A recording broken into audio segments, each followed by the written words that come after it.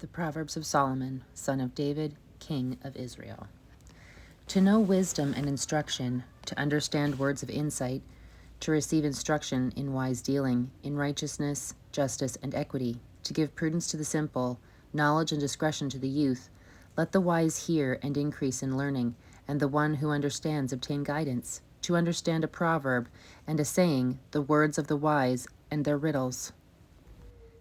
The fear of the Lord is the beginning of knowledge. Fools despise wisdom and instruction.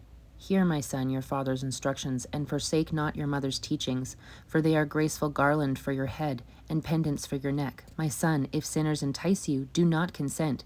If they say, come with us, let us lie in wait for blood, let us ambush the innocent without reason.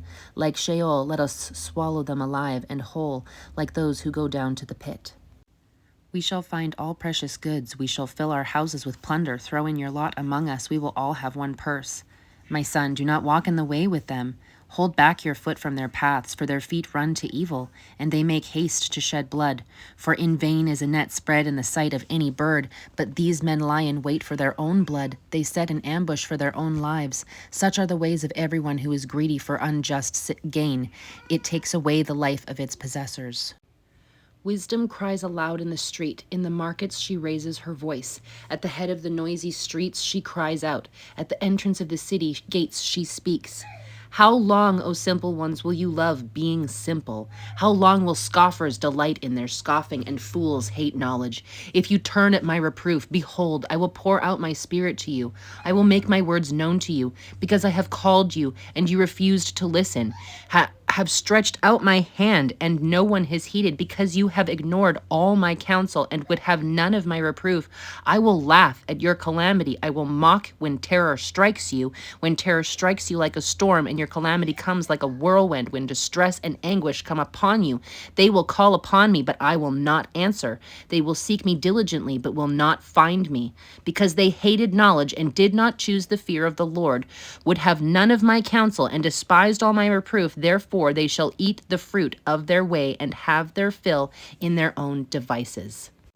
For the simple are killed by their turning away, and the complacency of fools destroys them. But whoever listens to me will dwell secure and will be at ease without dread of disaster.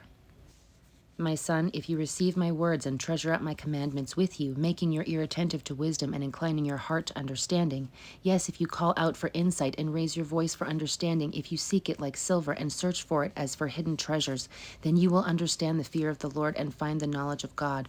For the Lord gives wisdom. From his mouth come knowledge and understanding. He stores up sound wisdom for the upright. He is a shield to those who walk in integrity, guarding the paths of justice and watching over the way of his saints. Then you will understand righteousness and justice and equity, every good path, for wisdom will come into your heart and knowledge will be pleasant to your soul.